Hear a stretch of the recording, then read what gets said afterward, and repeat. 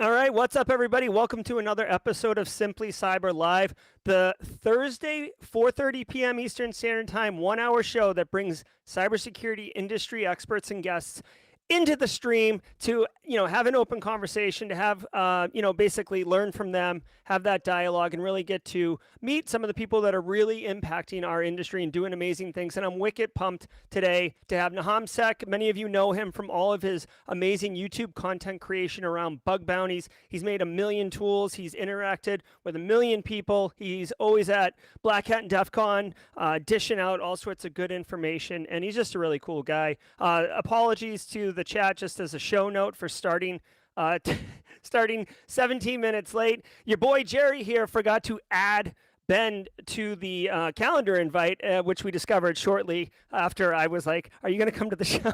So, with my mistake, I made a bad. He was very cool and granted me some grace. So we're going to get right into it as usual. Sublime Ghost, Taylor McDonald, Shuttle Crab, Alfredo, Mark, Justaby, Kenneth Rowley, Kim, the entire Simply Cyber community. Guys, you got questions, he's got answers. Throw them in chat. I'll get to them as much as I can. My job today is basically to tee up questions to Ben and get the hell out of his way and let him drop knowledge bombs on all of you. So let's get into it, and I'll see you in a minute.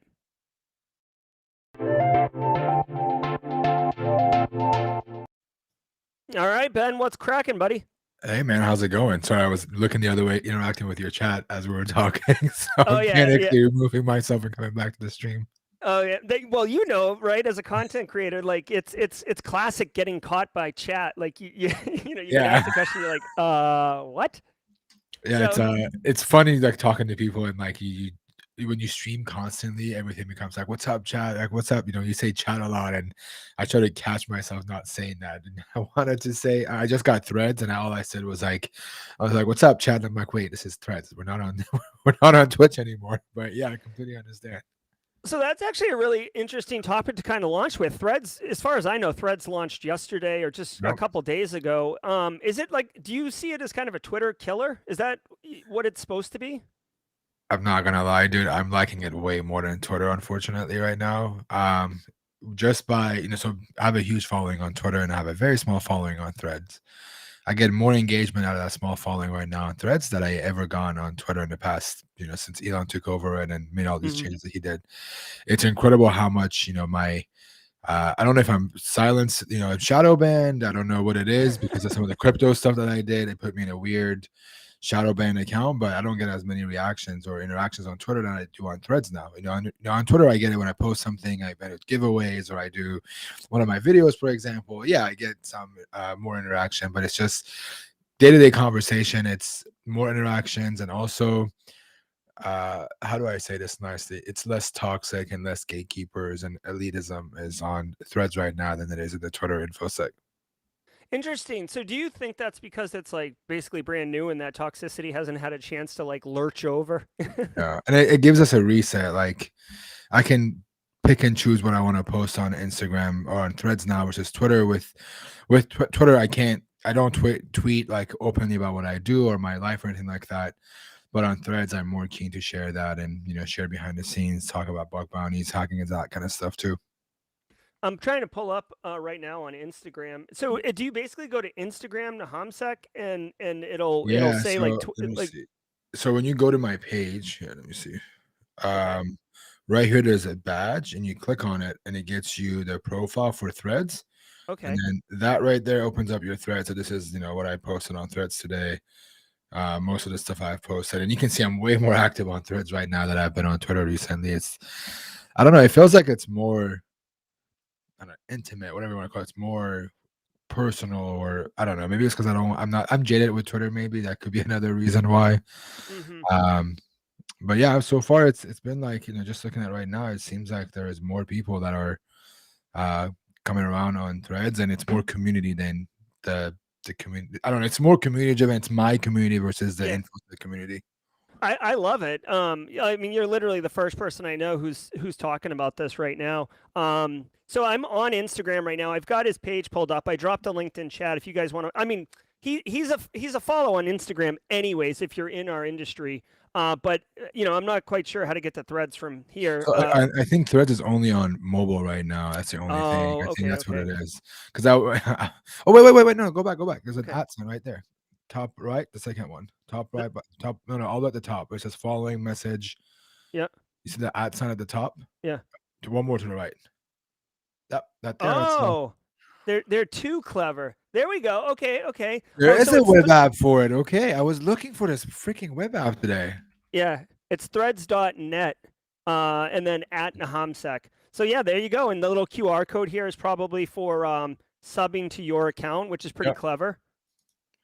All right, Yeah, yeah, I'll it's an get. interesting app, man. I like that it's connected from Instagram because my community on Instagram is way different than it is on Twitter, and it's more community again. It's more my community. It's Twitter is no longer my community anymore. It's just the entire InfoSec community that just follows you versus here it's personally people that want to follow me and not, the InfoSec people that are all on there. That's interesting. I'd love to talk with you about that for a second because so I've been in the industry, Ben, since 2004 or five. But I was never on the offensive side, right? So I was like I came up GRC, right? So I'm proud to admit that, like that ugly 3-letter word that people mock, but I came up that side. So dealing with tools, dealing with offsec, dealing with leet and 0 days and all that stuff, I never really had to get exposed to that.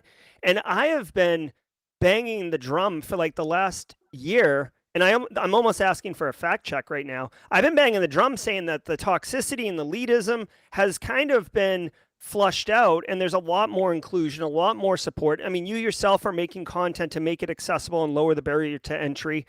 So am I just like a babe in wandering around like a safe room, thinking that the toxicity's been removed?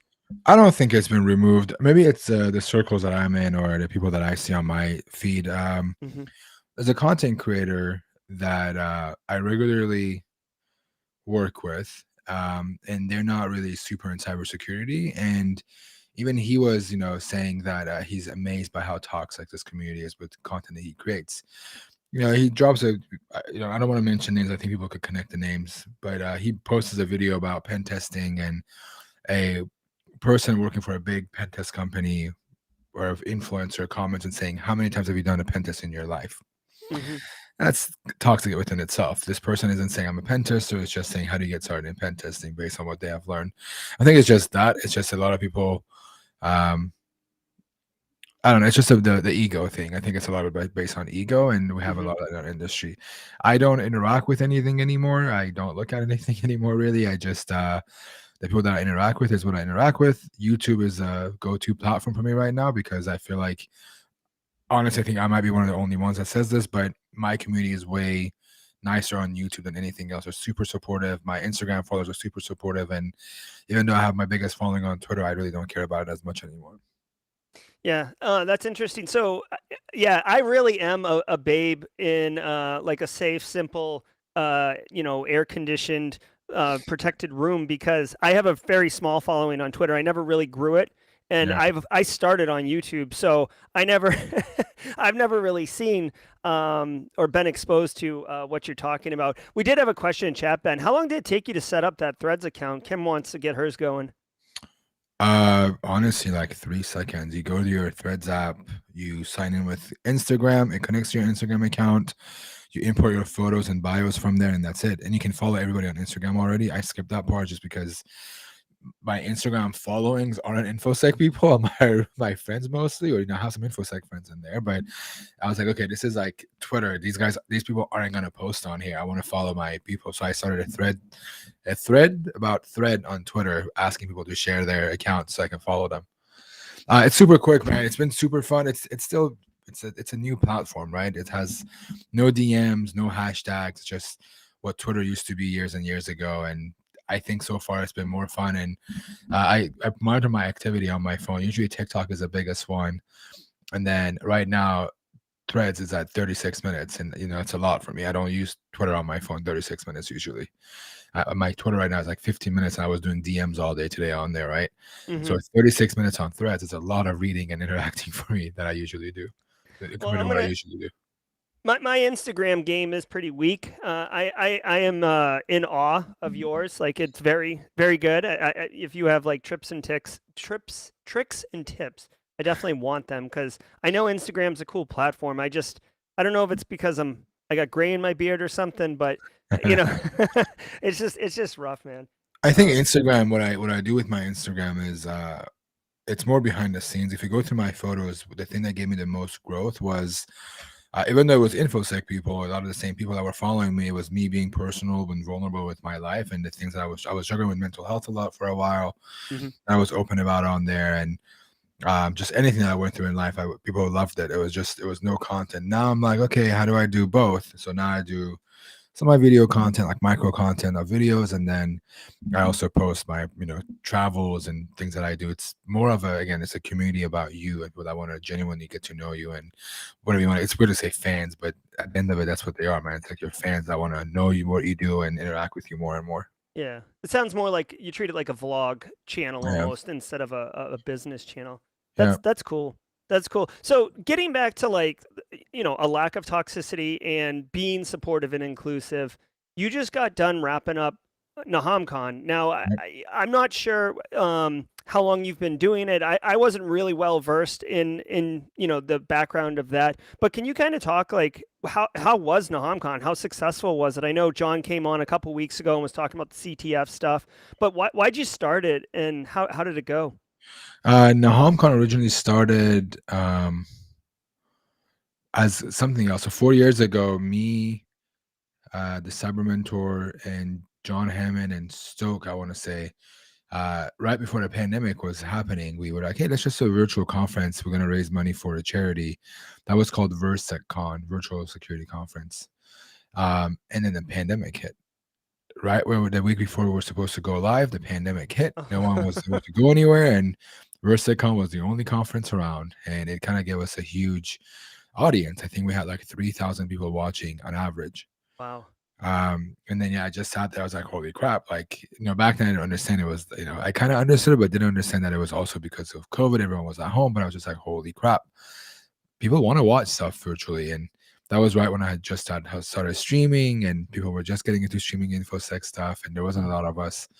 I did that, and I was like, okay, I wonder if I could do something that's more geared toward my community, bug bounty community, and just web app hacking, and that kind of stuff. And I couldn't come up with a clever name, and I see other conferences where other people have their own conference, like Gary V is one has a VCon and Hmm. stuff like that. And I was like, okay, um, how do I create this thing? How do I make it work? And I just call it NahamCon. And I told myself, worst case, if people, say, hey, this name isn't whatever, it doesn't stick, we'll change the name, rebrand it. And it turned out to be good. People were telling me you should brand it after yourself. It is your conference. It is your brand. Do what you want with it. And it stuck. The first year was really well. We had a lot of people watching. And then again, that was like 4 or 5 months after VersaCon. And it just was a good call because people were still stuck at home. People were telling us the quarantine's going to be over. Then it wasn't over. We're back to quarantine. And then it was just mostly me not being able to go to conferences. I loved going to conferences.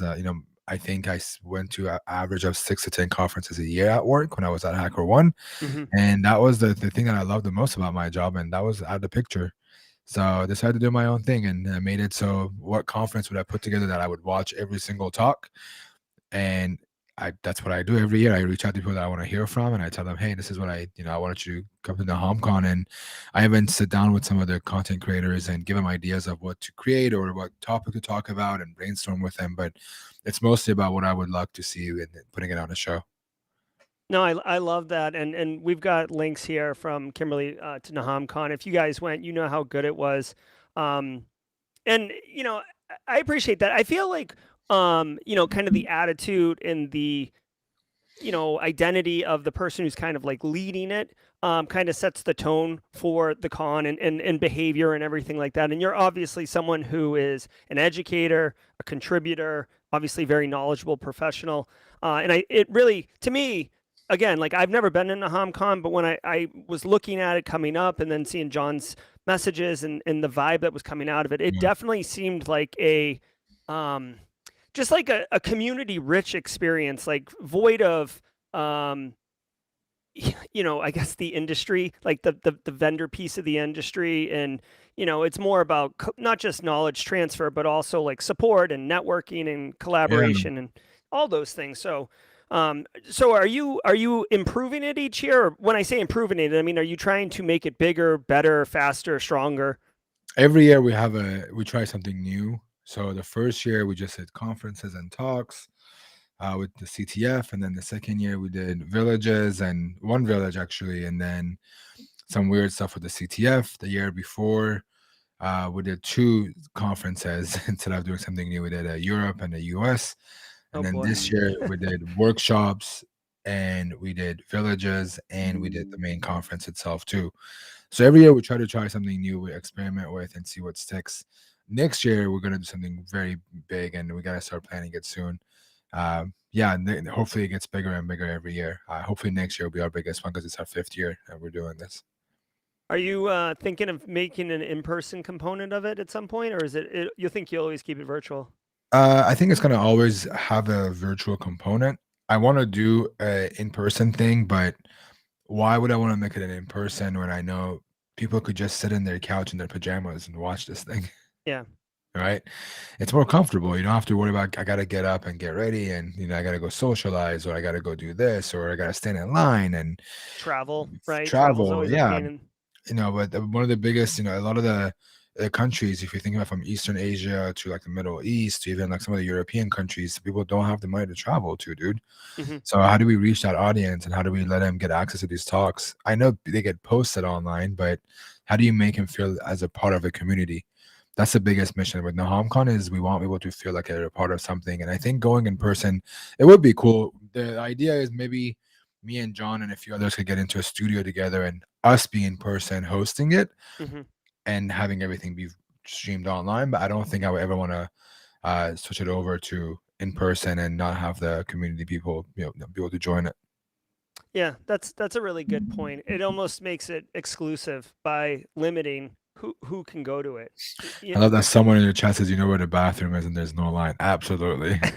I go watch I go, so the stream happens in this room, right? And I have my phone. I put my phone. There's a vlog on this if you go check out on my YouTube, but you can watch me putting the phone right this on my side of my bed. I'm just laying down watching the talks, and then within the last 5 minutes, I go back to the room, set up, turn the lights on, and then stream again.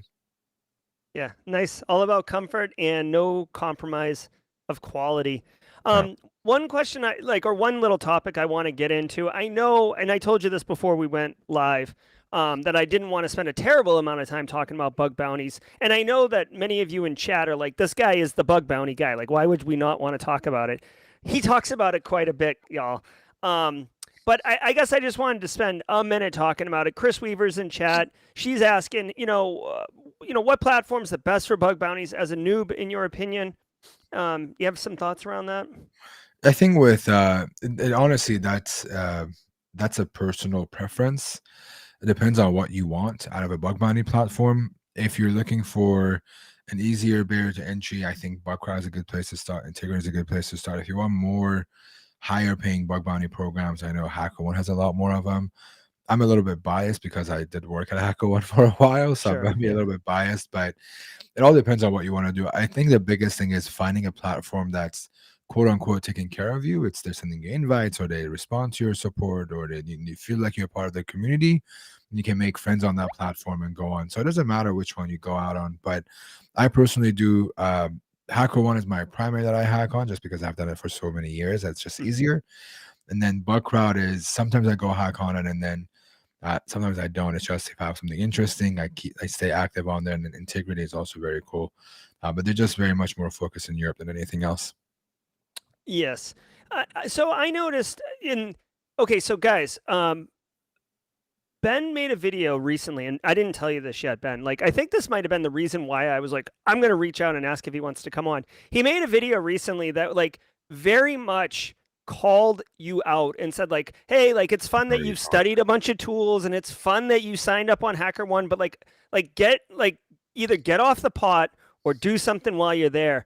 And I felt like you were talking to me, Ben. I'm like, oh my God, like Is that the video when I was like, let me see how I said it. I said it's time to break the vicious cycle of learning and stop going on try hack me, stop going on hack the box. You can learn all these tools you want, but you got to end up, going and actually hacking. And I did the gaming analogy. Yeah, it's not so much of I've been there, so not with bug bounties, but there was a time in my life where I wanted to. I have like really bad ADHD, and it's not like the type that I need medication. It's just mostly me being lazy and doing things last minute. It's like I want to tell myself it's ADHD, but it's not, right? I blame it on Convenient. ADHD, Yeah. right? It's just convincing. Oh, I have ADHD. I'm not saying ADHD isn't real. Mine isn't real. I don't think up to that level. But I went through this phase of like, how do I become organized with my life? How do I stop like procrastinating? How do I? And I just started watching these like content creators like Matt Davila and a few other ones, Iman Godzi and a few other big, there's quote unquote millionaire types that are big, right? And I'm like, okay, Hmm. I keep watching these, but I'm not implementing any of these. When I'm reading all these books, I'm not implementing all of these. And then when you start implementing it, you realize like that knowledge has to start going somewhere, right? Yeah. You have to start practicing it.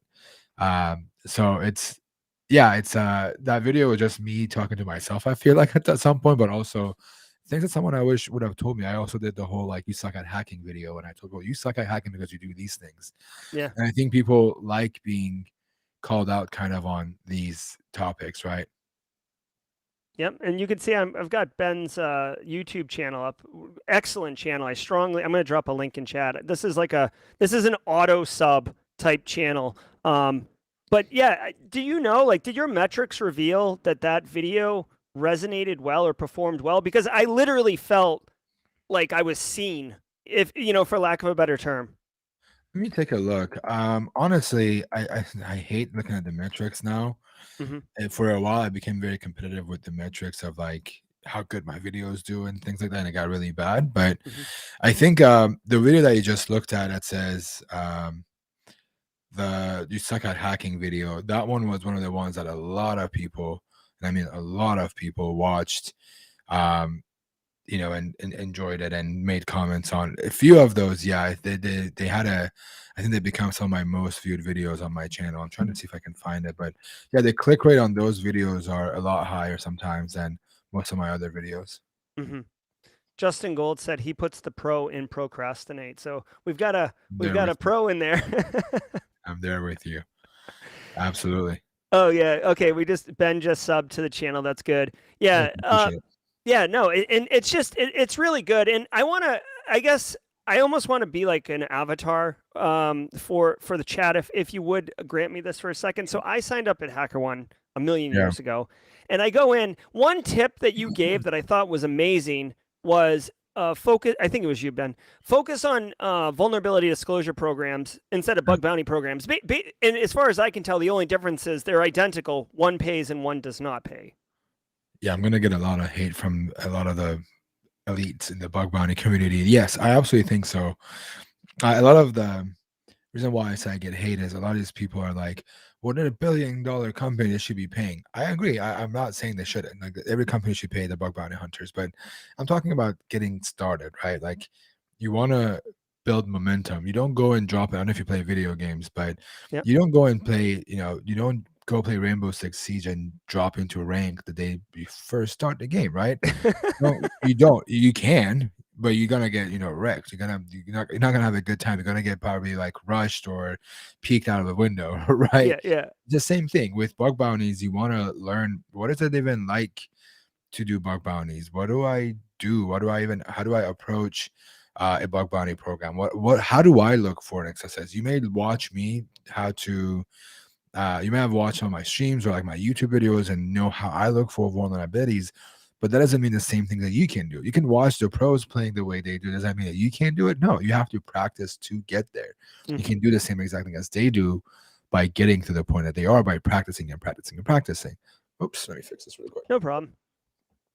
So yeah, it's with so for sure I think you should do VDPs because a lot of people like myself, I still go sometimes to VDPs for research purposes, but a lot of the top hackers that are automating and making money aren't going to go after. So there's more room for you to play. It's, playing a casual game versus ranked, or playing a team deathmatch versus some like harder game, right?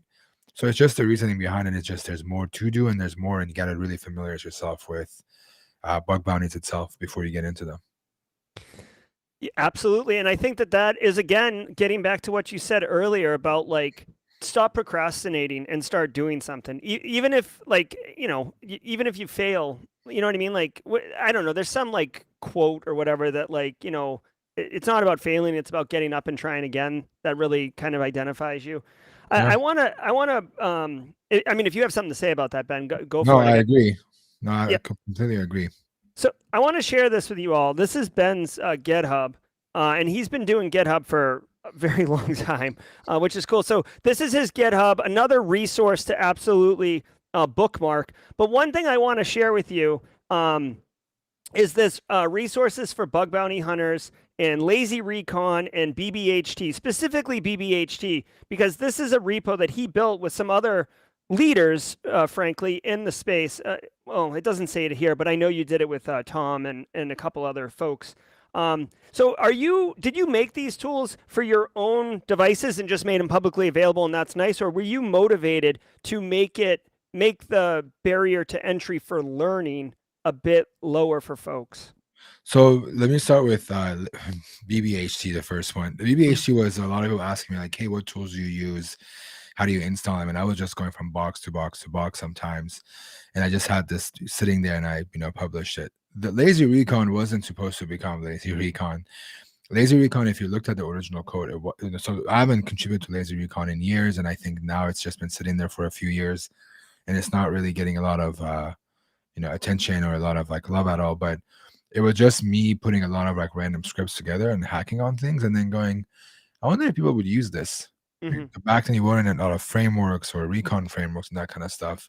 You have a lot of them now, and then I had a couple of hackers that were like, "Oh my god, I used Lazy Recon. I found my first bug." My friend Ari at Hacker1, like, used to be my coworker, was like, "Dude, I found my first bug or one of my first bugs or whatever it was, like with Lazy Recon." I'm like, "You use that piece of crap? Like, really? Why?" There are so many better things. Like, no, it's just the fact that you put your methodology of finding these things on there. And I wish I would have maintained it more, but it's just there's so many better tools out there now that you can use that I haven't maintained it. But the bug bounty resources one is the best one out of the other things that I have. I think it has almost like 10K stars now on yeah, it has 9.2K stars, which is insane to see that many people start something on there.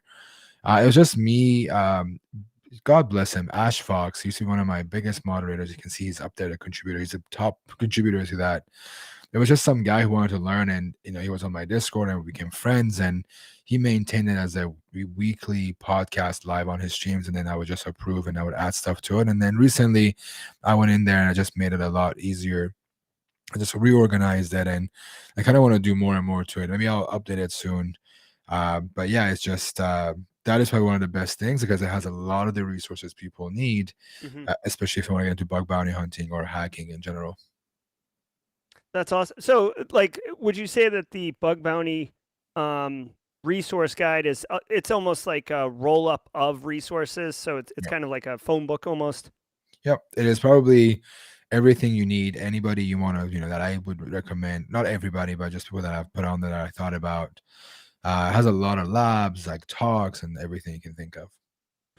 All right. And I saw your Discord server. You mentioned meeting Ashfox on Discord. I personally have met, many people and forged relationships with people through the Simply Cyber Discord server and the Discord community. So I'm going to drop your Discord link into chat right now so they get that. So your Discord server, it's pretty healthy, pretty big. It's pretty big. I don't engage it as much as I used to, just because Discord is it's a wild place for bug bounty hunting and hacking. A lot of like spam come through. It's mostly now used for NahamCon stuff. That's where Hmm. everything happens for NahamCon.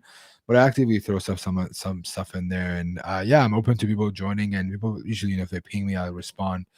It's a decent sized amount of people. I think it's at 15, 16,000 people now. Oh yeah, that's definitely good, especially if it's like um healthy, size matters, right? Yeah. LOL. But the like vitality of it, right? The people in there communicating regularly, that's where it's at. Oh, here's a fun question from Chris Weaver. Has anyone tried hacking you? Yeah, there's been a few times. I've had a few SIM swappers come after me, but I think it's just being quote unquote public figure makes you target easily for anybody that they think they want to. I'm smarter than this guy. Yeah, Yeah, yeah, just to get your yeah, like standing on the shoulders of giants kind of yeah, thing. yeah. Oh, I'm finding right out now that Kim's telling me you have a newsletter. Kim, you want to Um, share a link to that or tell us about that? it's on the website. I'm launching something with the newsletter soon. I'm just having people sign up for it. I just rebranded my site and I have a few upcoming projects that hopefully I can use the newsletter in at some point. But everything that you're mentioning is also on my website. So people, I saw people said, "How do we get to your Discord or your resources?" I think everything should be on my website to Yeah. get to. Yeah, that would be so. Like Ben, I know we haven't really got to know each other, but this would be a perfect example of me, where like I literally do it the hardest way possible, and then find out that there was like an easy solution at the end. That's classic me. So we've got Ben's website here, which is the one-stop shop. Really, I should have been linking to this throughout the show, but we'll go ahead and drop that there.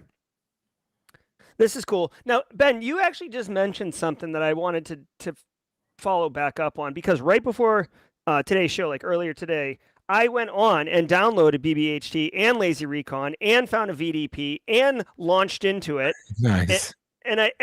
and again, I don't know what I'm doing. I'm like a child with like bottle rockets. I'm just firing them off and seeing what happens. So I was unsuccessful at at really doing much successfully. You mentioned that there's better tools than Lazy Recon. What tools are you like? What are you favoring right now? I think there's a couple of good frameworks. Recon for the win is a really good one. Trickus is a good one.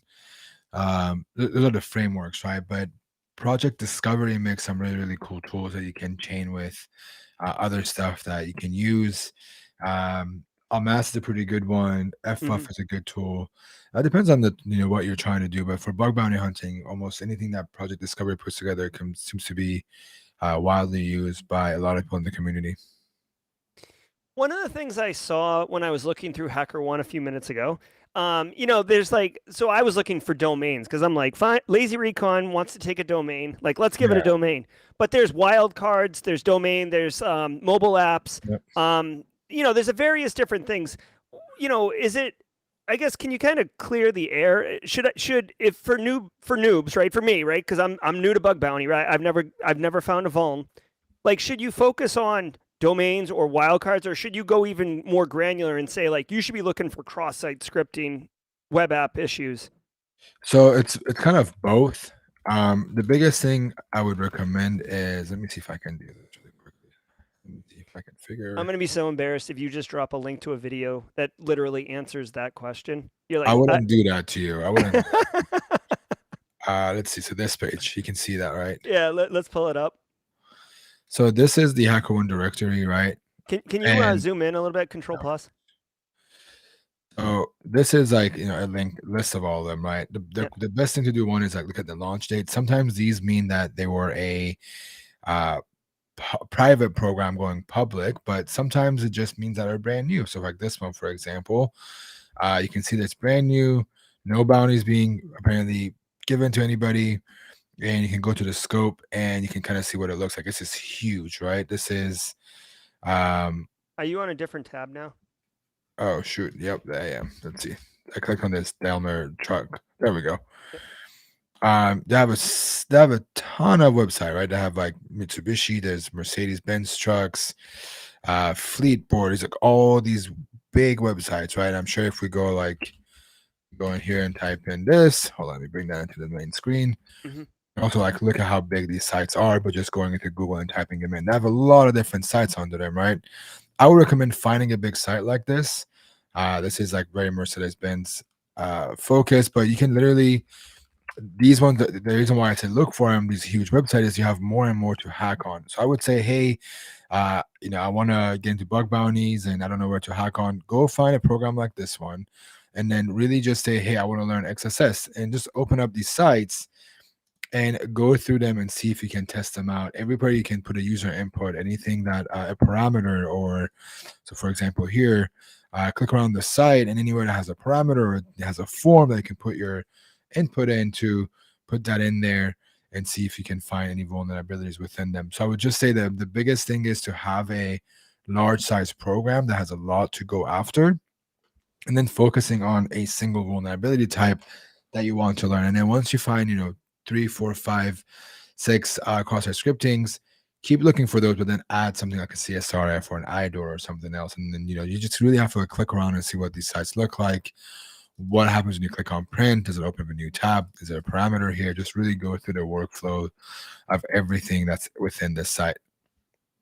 And I think that that's one real truth that a lot of people, I guess, don't identify. Like, it's work. Like, you have to grind, right? It's not, there isn't just some magic script you run that dumps out vulns, right? For the most part. No, I don't think you're gonna have that anywhere, but it's just mostly kind of learning what these sites look like, getting clever with your searches. Like right now, I'm looking for any file that's a JSP or maybe like a PHP file. Just getting, because these sites are huge, right? You can narrow down your leads, quote unquote. So, for example, right here, you can set a parameter. Just you can make your leads a lot smaller by just getting clever with these searches and getting better at what you look for. So if you see a site right here, it says, this one has like a download PDF. Mhm. If it looks interesting to you, play around with it, see what it does, see if it shows anything, and if not, go to the main site for itself. Like go to this main site and what other functionality is available to you. And yeah, it's a lot of time, but it's just like I'm gonna go back to that gaming thing. Is you gotta set up hours of hacking on a you're gonna play a video game for hours to learn the maps. It's the same thing as these bug bounty programs, except um, if you find a bounty, if you eventually move over to a bug bounty program, you can make $500 within a few hours or even a week. 500 Mhm. bucks a week is still a little bit more than average of what you could get paid at a minimum wage job. Except this one transfers over to a real job. The skills you're gonna get is very transferable, especially if you're passionate about what you do. Yeah, 100%. And thanks for that that quick like little tutorial demo there. One quick I have a bigger question, but I just have a yes or no question for you because this is something that I don't know the answer to and I struggled with. With that Daimler truck one, I looked at that one. When there is like 10 domains, right? Star.Daimler, Star.Mercedes-Benz, Star.Ben, whatever. Would you exhaust just one of them and then move on to the second, or do you try to put all of them into your tool and have like this massive footprint thing? I used to do that massive thing, but right now I look at like my biggest thing is just literally copying this and going to Google and seeing how big it is. Mm-hmm. I see, the first one we did was pretty big, but then this one, just quickly looking at it, it's like www, media, Asia, supplier, and just kind of seeing what it looks like. If these are huge enough on their own, then I'm gonna just stick to this one domain and then kind Mm-hmm. of go through it. And like, you see things like login here. Okay, can I register? Is it registered.jsp, for example? It's just a lot of different things you can do, and this alone right here is like a big site to look at on its own. So I don't have to go to too many because I feel like once you have too many options, then let me open this up really quickly. It's like Once you have analysis too many, paralysis, right? yeah, it's literally it's you have too many options, then you get confused of like, do I stick around to this one more? Do I not look at it? It's when do I stop? You get like you start jumping around, and I've been there when I've jumped from program to program to program, Mm-hmm. just never found anything. Yeah, and kind of lose motivation, lose steam. So just like final question with bug bounty, possibly, because we are at 5:14 right now, or 2:14 Pacific time. This is one question that I have. I do the recon, right, and I go Yeah. right up to the edge, and then I'm like, I'll just go do something else. What are the legal considerations? It feels almost too easy to sign up on HackerOne and start trying to hack Daimler truck, right? Like instantly. What kind of legal considerations might we, advise people? I have never had an issue with any of the legal implications, to be honest, dude. Good. These companies want you to hack on their stuff. If they didn't want to, they wouldn't do these programs. As long as you're not being an asshole and you're Mm-hmm. being nice to people and you're not demanding a bounty, you're not sitting there and uh, you know threatening to publish their whatever the database, even if you don't have a database. Mm-hmm. It's just you have to be nice to people, and they're not gonna come after you, dude. Then this is not what they're creating a bug bounty program for. They wanna work with security researchers. They want to work with people that are gonna find vulnerabilities in their sites. So I don't see a reason why there will be any implications of it, just play by the rules and you'll be okay. Do you ever use, like, obviously you use Google for like normal stuff, like you want a menu for a local restaurant, or you're going to Vegas and you want to make plans. But like, do you ever just type in Google like normal queries, or do you just naturally start adding like additional like key filters and like, keywords? I know how to like search for things. So I was sitting there like typing in a question. I've learned to like just put keyword, how to, right? Why would Yeah, I want yeah, to type, especially on my phone? It's like I want to know how to like, I don't know, how to do X instead of going like, how do I do X, Y, and Z? X, Y, Z, how? It just yeah, comes up. Most of the time, I try to be a normal Google user because I think Google it does a really good job of giving you results. But when hacking, it's different. It's a lot of times it's in URL and Google Docs and site is this and URL is this. Back in college, I'll tell you though, I found all my homework online just doing Google Docs. I mean, you got the answer. You did the work, right? I had a class where I found the cache version of this teacher would post the quiz results the week after on their site, and it would Yep. be logged for the entire semester. I found the cache version of it one year. Oh, let me tell you, I was acing those quizzes. Oh, I bet. They're like, Ben, I don't know how you do it in like 3 minutes. Like, you're You the don't show up. smartest kid. You don't show up to class, and you're flying. You're flying through these grades. How do you do it? Lots of googling. Yeah, lots of Googling, lots of Googling. I Google love and it. YouTube are the reasons why I graduated, man. Like YouTube alone is the reason why I graduated, and I love that I'm back on YouTube myself now as a content creator. Yeah, paying it forward or paying it back. Yeah. Paying it Yeah. back, not paying it forward anymore. Yeah, I honestly I learned statistics through YouTube, Calc 3, 2, and 1 through YouTube. Most of my physics stuff because I couldn't understand these freaking teachers. So yeah, if you learn how to Google for things and search for things, man, you are in tip top shape. You're one step ahead. Yeah. So we're almost running low on time. I wanted to make sure that we had a moment, Ben, to talk to you about what kind of upcoming projects you got going on, or what initiatives. What's something that if people want to kind of know what you're up to, what's going on? Are you going to DEF CON? That's the first question. Are you Yeah, going? I'll be in Vegas from Tuesday to Saturday. Oh, nice. I'll be at DEF CON. We should definitely meet up. I'll be there. Honestly, right now I'm doing a training at DEF CON. It's about hacking organization. So literally what we just kind of like try to talk about. Hmm. It's not so much for bug bounty hunters, but let's be real. Like it's gold mine to bug bounty hunter. Yeah. It's a training with DEF CON itself. So if people want to come by, that's a day, that's a week after DEF CON. I'll be at DEF CON itself. Those are just upcoming. The next month is just me working on DEF CON. Really, I have 3 talks I have to do at DEF CON, the training, and then Will you be mostly at Red Team Village? so I'll be at Red Team Village for Friday. I'm doing the keynote for both Red Team Village and Cloud Village. It's like back to back. I gotta run from one to another. Oh Jesus, I hope they're close. Yeah. I hope so too. But more than likely, I'll be. I love the people at Red Team Village. If I'm being honest, Savannah, Pony IP, um, Knob Security, Knob Research. Wes. I don't know what his handle is. Wes Mhm. and Barrett and Savannah have been always super nice to me. They're probably one of the best connections I've made at DEF CON, and I'll probably be hanging out with them a lot. And probably Recon Village because I feel like the expectation is for me to be at the Recon Village with what I do. I'm not speaking at Recon Village, unfortunately, but I'll be around. Yeah, if and I'll have a few more exciting announcements, hopefully around DEF CON time, but nothing exciting to be like, yeah, I have this thing that's coming up. Just mostly focus on DEF CON, and the next 4 weeks are grind time for me to get through. All the work that I have to finish before we get there. Yeah, And absolutely. I am hosting a meetup on Thursday with Jason Haddock, Stoke, and a few others. So if anyone wants to come and hang out with us, we'll have an area for us to chill and hang out. And yeah, Is that going to be near Red Team Village? no, it's gonna be at a suite. We have a big ass suite. It's like a 2,000 square foot suite that we've gotten, and we're just gonna have people come by and hang out. Okay. Yeah. Let me know either offline or later on, or on stream now, whatever it is. I literally had I had to print out my calendar. I got so much crap going on. I had to print it out, and you can see this is my Nice, black hat thing. So I'm starting to pencil things in. I'm so nice, absolutely.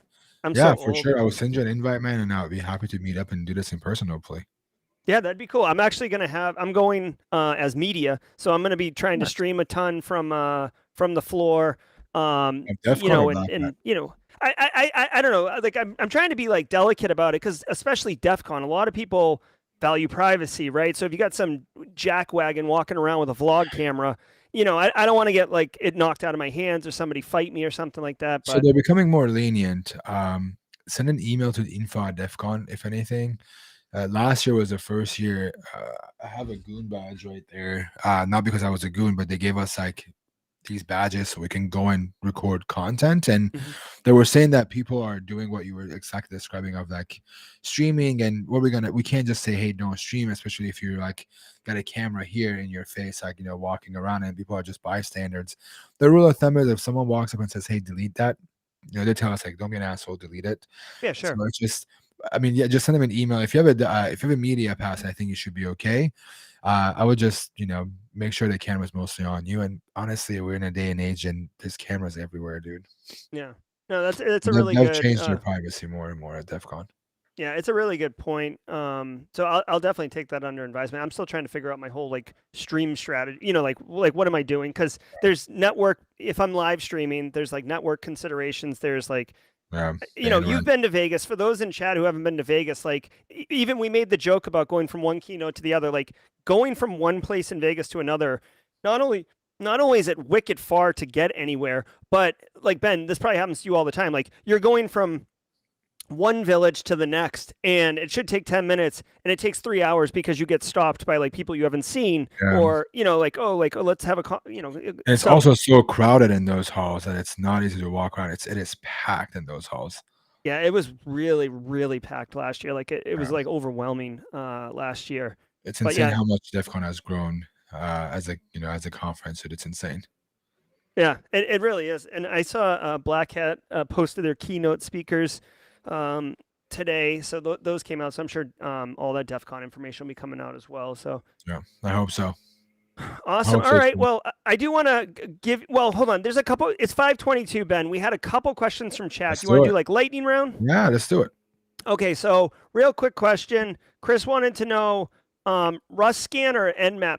Like Nmap's classic. Do you use Rust scan or maybe a third option? I think Nmap and what's the other one? Nabu's a pretty good one. Masscan, is that the other one? Yeah, there's another one. I think it's Masscan. I think Nmap is just a classic go-to. Yeah, Nmap, it really is OG. It's such a tool. Chris Frazier wants to know with this is kind of going back to NahamCon when we were talking. What have been some of the challenges of getting all of you, John Hammond, Jason Haddix, TCM, these people with busy schedules together? It's very entertaining. It's a challenge, but we make it work. People don't know this, but NahamCon is just me and one other person that organizes it with me, and that person just joined last year, so it's just me organizing a lot of it. It's just me being consistent and relentless of like, hey, are you gonna be able to join me? Are you gonna be able to do this? And keeping up and emailing them and just telling them like, hey, I'm not being annoying. I just got to make sure you show up for this because I know you're also as busy as I am. But just staying consistent. But honestly, a lot of it's people have lives and I understand it. I look at my life and I can see how busy people get, but it makes it fun because these people have like big brands, big names. They're helping me out, and we stay patient and do what we can to make sure they're supported and they want to be a part of it every year. Yeah, absolutely. And I might also add, like I have had Ben on the show, obviously, and then John, and I've met John at Wild West Hackin' Fest, and TCM I've had on the show a bunch of times.